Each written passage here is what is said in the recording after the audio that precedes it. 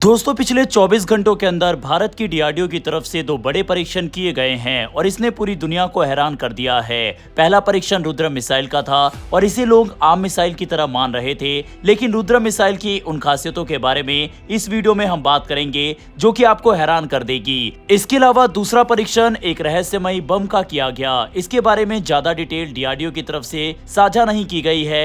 जानते हैं इन दोनों परीक्षणों के बारे में इस वीडियो में डिटेल में। साथ ही अगर आपको डिफेंस से जुड़ी ऐसी वीडियो देखना पसंद है तो हम डेली पिछले 6 सालों से डिफेंस से जुड़ी ऐसी वीडियो आपके लिए लेकर आते हैं। ऐसी वीडियो आप तक पहुंचती रहे उसके लिए नीचे दिए गए सब्सक्राइब बटन को प्रेस कर बेल आइकन को जरूर दबा लें। तो चलिए शुरू करते हैं इस वीडियो को। क्या युद्ध के दौरान दुश्मन के रडार और एयर डिफेंस सिस्टम को कुछ ही मिनटों में अंधा किया जा सकता है? भारत की स्वदेशी रुद्रम मिसाइल को इसी काम के लिए विकसित किया गया है। यही वजह है कि इस मिसाइल को भारतीय वायुसेना की सबसे महत्वपूर्ण क्षमताओं में से एक माना जा रहा है। अब भारत ने इस मिसाइल के अगले संस्करण रुद्रम 2 का हाल ही में सफल परीक्षण किया है, जिसका आर्टिकल आप अपने स्क्रीन पर देख सकते हैं। अब सवाल है कि एंटी रेडिएशन मिसाइल आखिर होती क्या है? आसान भाषा में समझे तो आधुनिक युद्ध में दुश्मन की सबसे बड़ी ताकत उसके रडार, निगरानी सिस्टम और संचार नेटवर्क होते हैं। यही सिस्टम दुश्मन को आने वाले लड़ाकू विमानों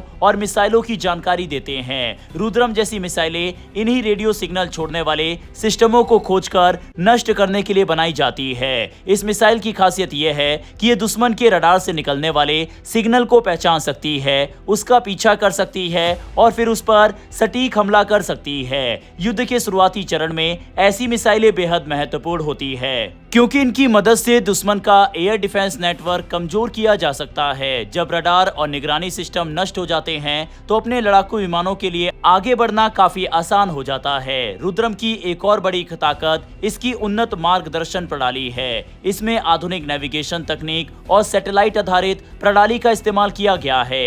यही वजह है कि यह मिसाइल अपने लक्ष्य को लगातार ट्रैक करती रहती है। खास बात यह है कि अगर दुश्मन अपना रडार बंद भी कर दे तब भी यह मिसाइल लक्ष्य तक पहुंचने की क्षमता रखती है। यानी केवल रडार बंद कर देने से इससे बचना आसान नहीं होगा। इस मिसाइल की मारक क्षमता 100 किलोमीटर से अधिक बताई गई है। हालांकि इसकी वास्तविक दूरी इस बात पर निर्भर करती है कि इसे किस ऊंचाई और किस गति से लॉन्च किया गया है।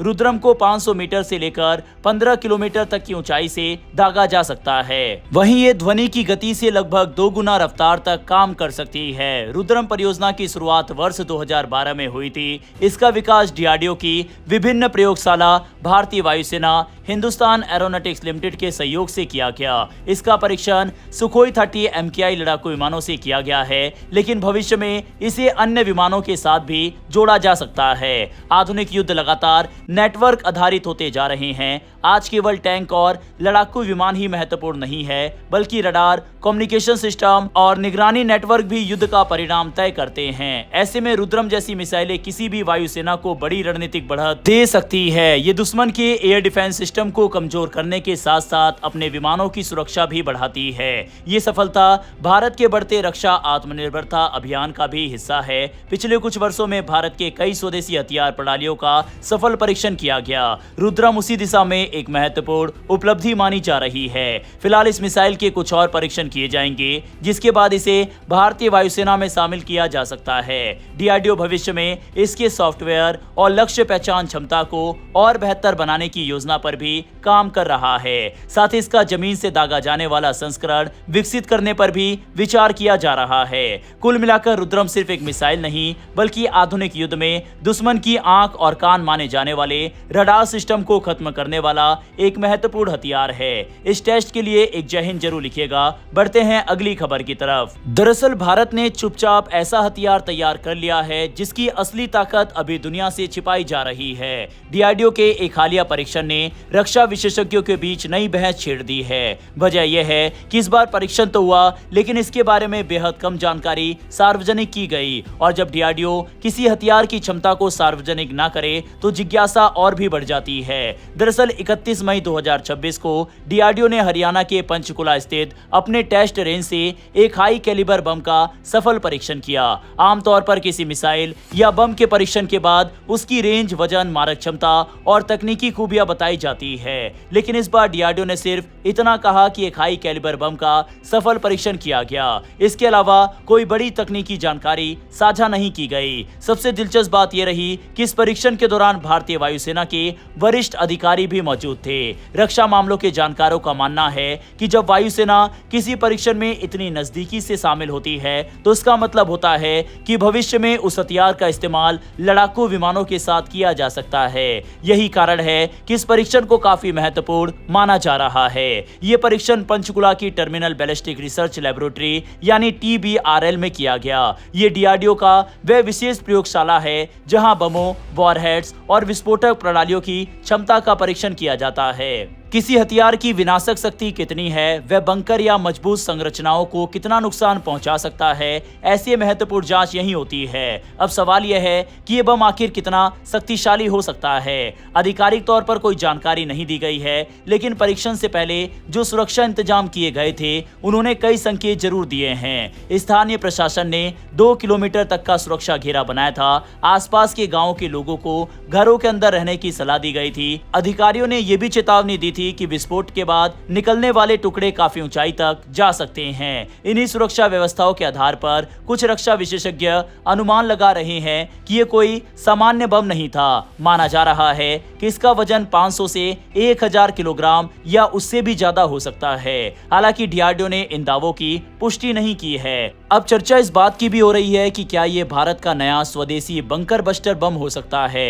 बंकर बस्टर ऐसे विशेष हथियार होते हैं जो जमीन के नीचे बने मजबूत सैन्य ठिकानों, कमांड सेंटरों और सुरंगों को नष्ट करने के लिए बनाए जाते हैं। आज के समय में दुनिया की कई बड़ी सेनाएं ऐसे हथियारों को अपनी प्राथमिकता बना रही है। कई एक्सपर्ट्स का मानना है कि भारत भी अब इसी दिशा में तेजी से आगे बढ़ रहा है। अगर इस बम में गहराई तक घुसकर विस्फोट करने वाली तकनीक जोड़ी गई है तो ये भविष्य में भारतीय सेना के लिए महत्वपूर्ण साबित हो सकती है, खासकर उन परिस्थितियों में जहां दुश्मन के ठिकाने जमीन के नीचे या मजबूत संरचनाओं के भीतर हो। यह परीक्षण ऐसे समय में हुआ है जब भारत लगातार अपनी वायु शक्ति को आधुनिक बना रहा है। अस्त्र मिसाइल, लंबी दूरी के glide bomb, air launch cruise missile और हाइपरसोनिक तकनीकों पर तेजी से आज काम चल रहा है।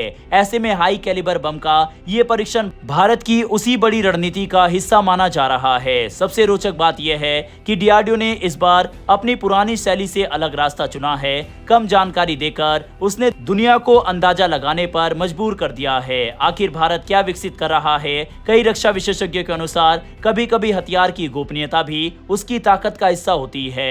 फिलहाल इतना तय है कि भारत अपनी रक्षा क्षमताओं को लगातार मजबूत कर रहा है और ये परीक्षण उसी दिशा में एक महत्वपूर्ण कदम माना जा रहा है।